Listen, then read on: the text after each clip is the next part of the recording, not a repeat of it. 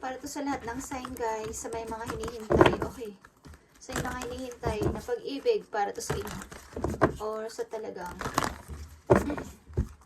may karelasyon na pero may hinihintay. Para to sa inyo, guys. Sa lahat ito ng sign. Para sa 12 signs. Ngayong February.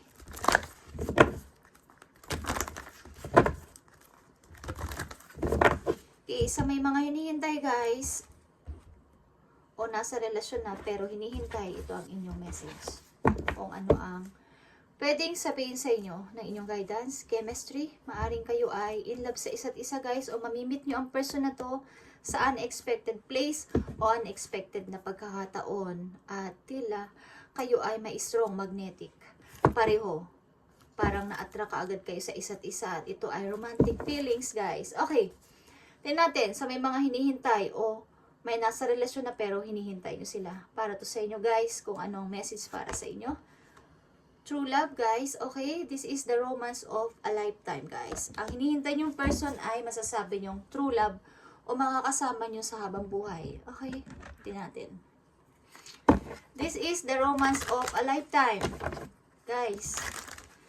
Okay, para to sa mga may hinihintay at nasa relation na at hinihintay nyo ang tao na to. Ang tao na to is masasabi nyo makakasama nyo sa habang buhay o sa inyong lifetime. Maaring mga kapatner nyo. Maaring magiging asawa nyo, guys. Okay, tingnan natin ang nakapaloob sa true love. Sa mga taong may hinihintay na person o nasa relation na pero hinihintay nyo sila, ano ang nakapaloob sa true love. Dito na message sa inyo. Okay, guys. Message para sa mga tao naghihintay o may hinihintay. Okay? Ito ay inyong happiness, guys. Nanditong energy, Gemini. Okay. Or Aries, Leo, Sagittarius. Okay. Tingnan natin sa mga naghihintay o may hinihintay. About dito sa true love, ano ang gusto mong sabihin sa true love? Para sa true love, I need 3 messages. Okay, guys, para sa true love. Ito ay isang pag-ibig na para kayong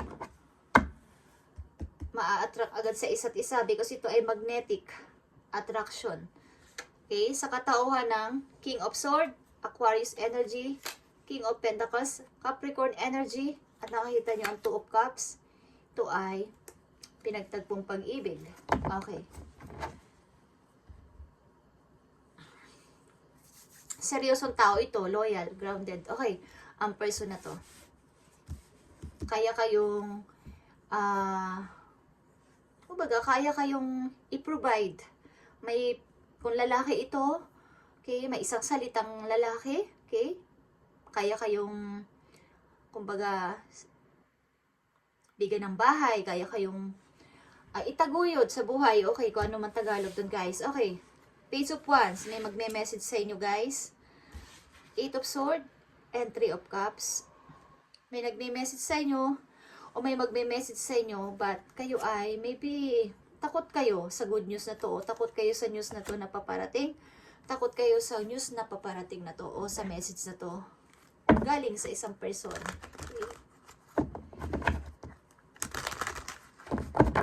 Nandito kayo sa 8 of Swords, guys. Nag-o-overthinking kayo and maaring napapagod din kayo about sa pag-ibig ninyo, kung ano man ang kinalalagay nyo sa pag-ibig o situation nyo. Minsan is, gusto nyo nang mag-give up. Okay. Tingnan natin to, guys. True love. Something na good news is paparating, guys. Galing sa isang person. Sa may mga hinihintay at naghihintay o nasa relation na o wala pa sa relation, but may hinihintay. Okay, something na may hinihintay kayo. Tingnan natin kung ano to, guys. Para to sa lahat ng signs. Okay, guys. Yeah. Nakakita nyo ang the sun. Ito ay energy ng Leo, guys. The sun is, maaari ang ilan sa'yo dito ay single at handa ng umibig, handang maging masaya, handang tumanggap ng any na ikakasaya ninyo. Okay, kayo ay may freedom maybe or kalalaya lang sa isang masakit na pinagdaanan. Okay, tingnan natin guys. Ang true love. I need 2 message dito sa true love. Kung sino man kayo guys, is ito ang inyong message. Okay, true love. Bigay mong message dito sa true love. Magiging happy kayo dito guys. Okay? Maaring may natapos ditong relation sa inyo, ilan sa inyo, at wala kayong nakuhang justice mula sa isang person, katauhan, o energy to ng Scorpio. Parang ang dami yung dinanas ditong pasakit galing sa tao na to. Yeah, away, panluloko, pagsisinungaling. Okay guys, tignan natin. Sa mga may hinihintay at naghihintay ng tamang person, nandito ang true love. Okay. 5 of Pentacles in reverse. Nakikita nyo to guys. 5 of Pentacles in reverse and 4 of Wands. Okay. Maaaring itong 5 of Pentacles na to ay magiging matatapos na sa inyong sarili, matatapos na sa inyong paghihirap. Maybe ang ilan sa inyo is naabandon na, or may anak na kasama sa inyong, may kasamang anak but nahihirapan sa money, especially sa money, at nahihirapan sa pamumuhay. But ang napakaganda ditong good news is, mayroon kayong sasalubungin or mayroong sasalubong sa inyo. Parang may piyesta, may kasayahan, may event, may kasal. Okay guys, may good news na paparating sa inyo dito. Maaring good news ito, galing sa isang person. Mayroon ba kayong sasalubungin sa airport guys? Okay. Or mayroon kayong ipagbubunyi o ipagditiwang na parang pagsasaya sa inyong pamilya. Something dito guys is, sa good news is, meron ba sa inyong ikakasal? Nalalapit na ang kasal. Okay. Tignan natin guys, ang 4 of Wands.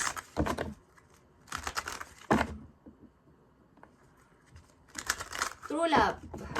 Mapupunta to sa pagpapakasal. Okay? Tignan natin guys. Para to sa lahat. At mararamdaman mo to kung para to sa'yo. Meron sa inyo magme-message dito. Twin flame. Okay? Kayo talaga ay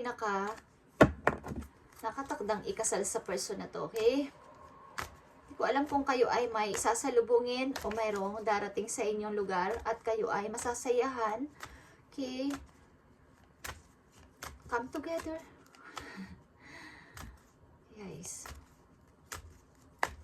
Tingnan natin ang 4 of Wands. Gusto kong malaman ang 4 of Wands. Sa mga energy na nandito, kung ano ibig sabihin ng 4 of Wands dito sa true love. 4 of Wands. Something. Love message. Tingnan natin guys. Okay. 4 of Wands. I need message. Thank you. Deepening. Okay. A relationship will finally deepen in the next few months. You have been waiting for this. Nakikita nyo to guys. Matagal mo tong hinintay. And magiging malalim na tong inyong, maybe mag-i-engage kayo, magpo-propose ang tao na to ng kasal at lalalim o malalim ng inyong pinagsamahan o samahan ng tao na to at mapupunta to sa pagpapakasal. Maaring din ito ay good news para sa inyo, isang good news na matatanggap ninyo. At finally, deepen in the next few months. Next few months guys, you have been waiting for this. Ito ay hinintay mo at hinihintay mo, like I said sa una pa lang. Sa mga naghihintay o may hinihintay, paparating na ang good news sa inyo guys. Okay? Nanditong energy, Leo, Aries, Sagittarius, Aquarius, Scorpio, Capricorn. Okay guys. Tignan natin ang isa pang message sa inyo dito sa Page of Wands. May gusto sa inyo magpadala ng message. Ang tao na to guys ay true love. Mga kasama nyo lifetime. Like I said, ito ay lumalim at palalim na relation. Lumalalim na relation. At finally, deepen in the next few months. You have been waiting for this. Okay? Keyword. Waiting. Okay guys. Makakamit nyo ng inyong wish. Ang inyong prayer ay paparating na, okay? Dinidinig na o nadinig na. Thank you. Page of Wands. Make the effort. Okay? Sino man sa inyo na nandito sa reading, kung gusto nyo mag-message sa inyong person, make the effort. This love is worth taking risk. You are called to move forward. Okay? Mag-effort kayo sa tao na to at kung ayaw mo o hindi na kayo sure sa damdamin nyo is mas mabuting mag-forward na lang kayo, okay? Kung gusto nyo naman is ituloy-tuloy nyo ang pagme-message nyo kung sino man kayo, guys. At magbigay ng effort, okay? Heart-to-heart conversation. Message pa dito sa page of Wands. Someone is want to send the message. Uy.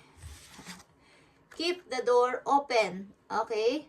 I-open nyo ang inyong sarili o i-open nyo ang inyong heart sa message na to, guys. Don't be so focused on the closed door that you don't see the one which open for you. Okay? Maaaring kung ito ay tinatapos nyo na at may paparating na o may hinihintay kayong isang tao, i-close nyo na ng tuluyan ang door na to. Kung ang tao na to is nagbe-message sa inyo galing sa nakaraan, at kayo hirap na hirap dito, nakikita nyo ba ang 8 of Swords? Hirap na hirap kayo dito, at ang tao na to nagbigay sa inyo ng pag-aabandon na sa inyo, guys. At ito ay naka-reverse ngayon. I-close nyo na tong door na to ng tao nagme-message sa inyo para ang nandito sa side na to is makarating ng tuluyan sa inyo. Ito ay hindi nyo nakikitang bagong ninyong opportunity o bagong tao o bagong taong gustong pumasok sa inyong puso na ito ay inyong true love. Okay, guys?